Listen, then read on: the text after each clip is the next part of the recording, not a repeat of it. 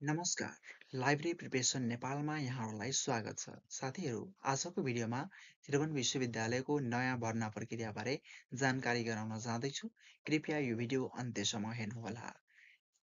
अब भने भिडियोलाई सुरु गरौँ। शैक्षिक वर्ष 2082-83 को अधिस्नातक, पिजिडी तथा स्नातकोत्तर एमए तहका कार्यक्रमहरूमा नयाँ भर्ना खुलेको सूचना त्रिभुवन विश्वविद्यालयले विक्रम सम्वत 2082 साल मङ्सिरको 5 गते सूचना प्रकाशित गरेको थियो।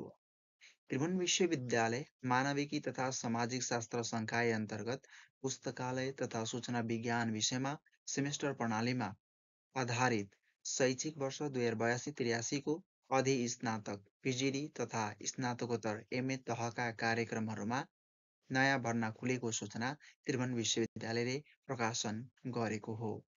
अनलाइन फारम भर्नाको लागि ब्राउजरमा entrance.tufohss.edu.np टाइप गरी न्यू स्टुडेन्ट रजिस्ट्रेसनबाट पुस्तकालय तथा सूचना विज्ञान विषय तथा पुस्तकालय तथा सूचना विज्ञान केन्द्रीय विभाग छनौट गरी अनलाइन आवेदन फारम भर्न सकिनेछ भनेर सूचनामा उल्लेख गरेको छ। Central department of library and information science Tribhuvan university अन्तर्गत गान्धी भवनमा रहेको छ। Central department of library and information science Tribhuvan युनिभर्सिटीले स्नातकोत्तर तहमा MLIC कार्यक्रम विक्रम सम्वत 2058 देखि सञ्चालन गर्दै आएको छ। MLIC को अर्थ master degree in library and information science. यो 2 वर्षको कार्यक्रम हो, 4 सेमेस्टरमा अध्यापन गराइन्छ। यस्तै पिजिडी कोर्स पनि सञ्चालन भइरहेको छ। यो 1 वर्षको कोर्स हो र 2टा सेमेस्टर हुन्छ। यो स्नातक तहको प्रोग्राम हो। एप्लिकेसन आवेदनको लागि भने नियमिततर्फ आवेदन दिनका लागि मङ्सिरको 7 गतेदेखि मङ्सिरको 27 गतेसम्म मध्यरातको 12 बजेसम्म समय तोकिएको छ। डबल दस्तुरमा भने उसको 3 गतेसम्म सूचना लम्ब्याइएको छ, मध्यरातको 12 बजेसम्मको लागि। आवेदन शुल्क रु 1500 तोकिएको छ। आवेदन शुल्क ई-सेवा र खल्तीको प्रयोग गरेर भने तपाईहरूले आवेदन दिन सक्नुहुन्छ, फी तिर्न सक्नुहुन्छ। Fraction of LISC, high demand across every sector, compatible with global LIS profession, eligible for knowledge management, eligible for content management। यस कार्यक्रमको scope digital archiving and preservation, information systems and database management, data governance and research data services, AI supported search and information retrieval, information security, information consultancy and entrepreneurship। यस कार्यक्रमको करियरका कुराहरू digital libraries and resource centres, government and public libraries, universities, colleges, schools and research libraries, media, publishing and documentation agencies, archives, museums and cultural institutions, knowledge management firms, international NGOs and development organizations। यो कार्यक्रमको योग्यता bachelors degree or equivalent in any discipline from a recognized institution। तपाईले जुनसुकै विषयमा स्नातक उत्तीर्ण गर्नुभएको छ भने तपाईँ master degree in library and information science र पिजिडी लाइब्रेरी एन्ड इन्फर्मेसन साइन्समा तपाईँ आवेदन दिनका लागि योग्य हुन सक्नुहुन्छ। Admission as per to rules and entrance criteria, तपाईले आवेदन दिनुहुन्छ ट्युको नीति नियमअनुसार प्रवेश परीक्षामा उत्तीर्ण भइसकेपछि बल्ल तपाईँ भर्नाका लागि योग्य हुन सक्नुहुन्छ। यदि तपाईँ यो कार्यक्रमको बारेमा विस्तृत रूपमा जानकारी प्राप्त गर्न खोजिरहनु भएको छ भने यो दिएको सम्पर्क नम्बर र इमेल ठेगानामा तपाईले मेल गरेर अझ साथै वेबसाइटमा गएर पनि तपाईले विविध कुराहरू तपाईले बुझ्न सक्नुहुन्छ।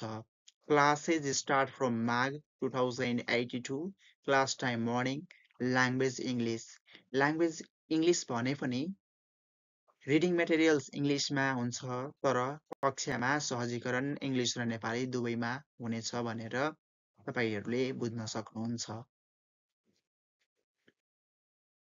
त्रिभुवन विश्वविद्यालय मानविकी तथा सामाजिक शास्त्र संकाय डिनको कार्यालय कीर्तिपुर काठमाडौँले यो सूचना विक्रम सम्वत 2082 मङ्सिरको 5 गते एमए र पिजिडी कार्यक्रमहरूको लागि सूचना प्रकाशित गरेको थियो। साथीहरू, यो भिडियोलाई तपाईहरूले पज गरेर सबै सूचनाहरू राम्ररी हेर्नुहोला। आवेदनका लागि न्यूनतम योग्यता त्रिभुवन विश्वविद्यालय वा त्रिभुवन विश्वविद्यालयबाट मान्यता प्राप्त शिक्षण संस्थाबाट सम्बन्धित विषयमा स्नातक तह वा सो सरहको परीक्षा उत्तीर्ण गरेका एवं सम्बन्धित विषय समितिले निर्धारण गरेका मापदण्डहरू पूरा गरेका विद्यार्थीहरू यस प्रवेश परीक्षामा सहभागी हुन सक्नेछन्। अनलाइन आवेदन फारम भर्दा हालसालै खिचेको फोटो र एसएलसी एसईदेखि स्नातक तहसम्म उत्तीर्ण गरेका सम्पूर्ण शैक्षिक प्रमाणपत्रहरू अनिवार्य रूपमा अपलोड गर्नुपर्नेछ। आवेदन फारम भर्ने समयावधि 2082 साल मङ्सिर 7 गतेदेखि मङ्सिरको 27 गते राति 12 बजेसम्म र दोबर दस्तुर पुस 3 गते राति 12 बजेसम्म तोकिएको छ। आवेदन दस्तुर रु 1500। आवेदकहरूले अनलाइन फारम भर्ने बेलामा ई-सेवा तथा खल्ती मार्फत आवेदन दस्तुर बुझाउनु पर्नेछ र जम्मा भइसकेको दस्तुर फिर्ता नहुने बेहोरा समेत जानकारी गराइएको छ। सूचनामा प्रवेश परीक्षाको मिति नियमित कार्यक्रम तथा आन्तरिक स्रोतबाट सञ्चालित अधिस्नातक पिजिडी तथा स्नातकोत्तर एमए कार्यक्रमहरूको देखाए-बमोजिम निर्धारण गरिएको छ। लाइब्रेरी एन्ड इन्फर्मेसन साइन्सको प्रवेश परीक्षा विक्रम सम्वत 2082 साल 9 महिना 19 गते दिनको 1 बजे हुनेछ। साथै एमए प्रोग्राम अन्तर्गत सबै विषयहरूको प्रवेश परीक्षा पनि 2082 9 महिना 19 गते दिनको 1 बजे हुनेछ भने जेन्डर स्टडिज इन्टरनेसनल रिलेसन लगायतका अन्य प्रोग्रामहरूको लागि 82 साल 9 महिना 20 गते दिनको 1 बजे साथै पोस्ट ग्रेजुएट डिप्लोमा प्रोग्रामको लागि 2082 साल 9 महिना 20 गते दिनको 1 बजे प्रवेश परीक्षा हुनेछ। त्यस्तै मास्टर डिग्री एमए प्रोग्रामतर्फ सेल्फ सस्टेनेबल प्रोग्राम अन्तर्गत 2082 9 महिना 21 गते दिनको 1 बजे प्रवेश परीक्षा हुनेछ। प्रवेश परीक्षाको अङ्कभार 100 पूर्णाङ्क हुनेछ, जसमा स्नातक तहको सम्बन्धित विषयको पाठ्यक्रमका आधारमा बहुवैकल्पिक प्रश्नहरू 50 वटा सोधिनेछ। उक्त परीक्षाको उत्तीर्णाङ्क 40% हुनेछ।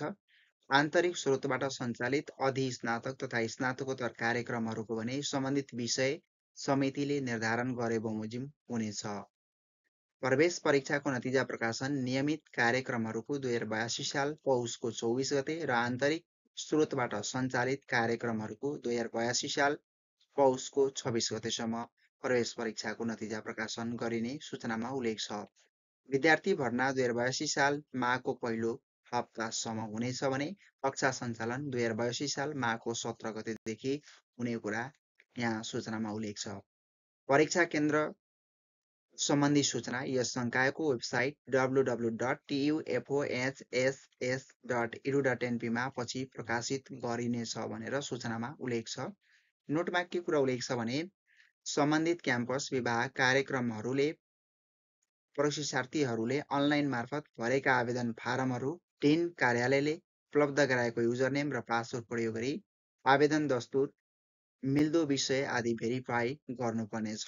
सम्बन्धित क्याम्पस विभाग कार्यक्रमहरूबाट भेरिफाई भए पश्चात डिन कार्यालयबाट अप्रुभड भइसकेपछि मात्र मिति 2082 साल मङ्सिरको 6 गतेदेखि परीक्षार्थीहरूले आफ्नै युजरनेम र पासवर्ड प्रयोग गरी प्रवेश पत्र प्राप्त गर्न सक्नेछन्। तपाईँले युजरनेम र पासवर्ड प्रयोग गरेर तपाईँले प्रवेश पत्र डाउनलोड गर्न सक्नुहुन्छ।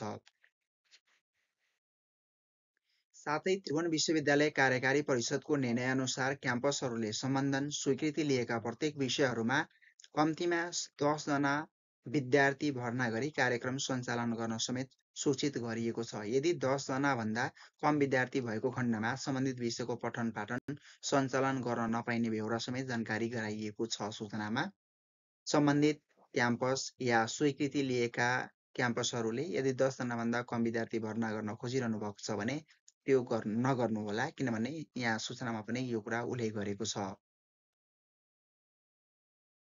साथीहरू, यो च्यानल विशेष गरी लाइब्रेरीसँग रिलेटेड भएको हुनाले मैले यस च्यानलमा लाइब्रेरीसँग रिलेटेड मात्र भिडियो बनाउने छु। साथीहरू, आजको भिडियो तपाईँलाई कस्तो लाग्यो? जस्तो लाग्छ त्यस्तै प्रतिक्रिया दिनुहोला। भिडियोमा लाइक गर्नुहोला, कमेन्ट गर्नुहोला, भिडियोलाई सेयर गर्नुहोला भने च्यानललाई सब्सक्राइब गर्नुहोला। साथीहरू, भिडियो हेर्नुभयो त्यसको लागि भने धन्यवाद दिन चाहन्छु। अन्य भिडियोहरू पनि हेर्नुहोला। नमस्कार, जय नेपाल।